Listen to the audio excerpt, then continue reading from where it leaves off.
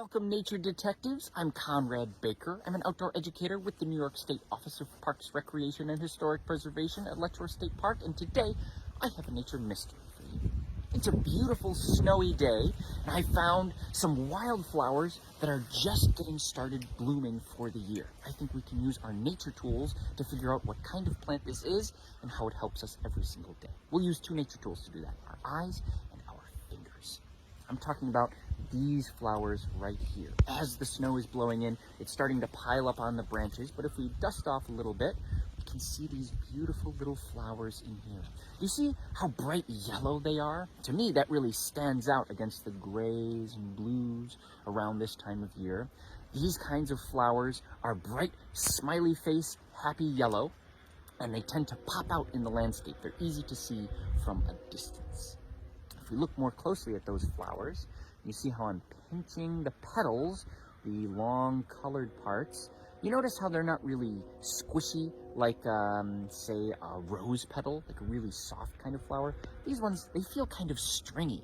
They feel like tough strands, almost like rubbery or like leather. It's kind of a funny feeling for a flower petal to have.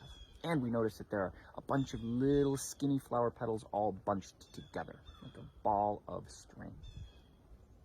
And if we look at the plant in general, you see how tall it is? It's over my head, but it's not reaching way up high into the sky like a skyscraper, not like an adult oak tree or pine tree. This is somewhere in between, but it's definitely not like a little dandelion down on the floor. Let's put all those nature clues together. We have a plant that's definitely taller than me, but not reaching up into the sky like a skyscraper. It has a stringy, tough flower petals bunched all together, and they're bright, happy, smiley face yellow. This must be witch hazel. Witch hazel is one of my absolute favorite winter wildflowers. They bloom only in the late fall and through the winter. They are a bright, happy, smiley face yellow that tends to pop out really well in all the grays and blues of this time of year. Then flowers, of course, that are brightly colored and smell really nice are pollinated by insects. But insects tend to be most active in the summer and the spring. So these kinds of flowers must have a very special kind of insect that pollinates them. They're called owlet moths. They're a kind of a moth that can fly even when it's very, very cold outside. Most moths can't do that, but owlet moths are brown and tan moths, maybe about the size of my thumbnail, and they can shiver their wings and their legs in the middle part of their body, their thorax, to increase their body temperature and help them fly in very cold weather.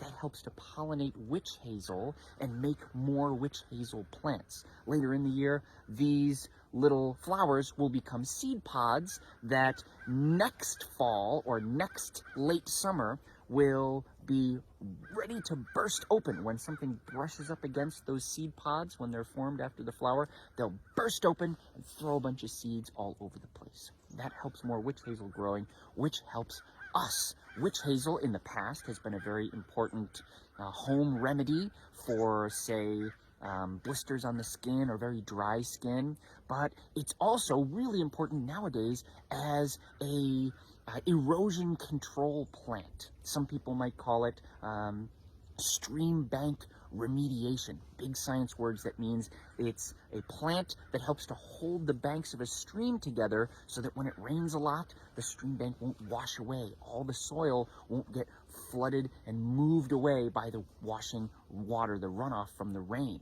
The witch hazel plant that I'm holding right here is in a drainage basin near the Humphrey Nature Center. This is kind of a hole in the ground that would fill up with water and become kind of a pond if it weren't for all these nice, thirsty, stream bank remediation plants like witch hazel.